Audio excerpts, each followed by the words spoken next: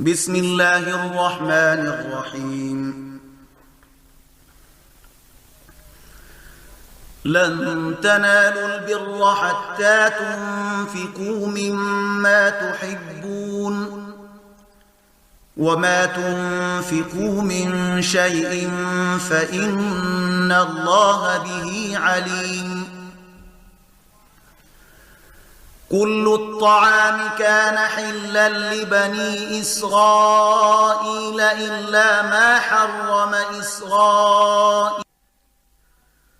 وما يفعلوا من خير فلن يكفروه والله عليم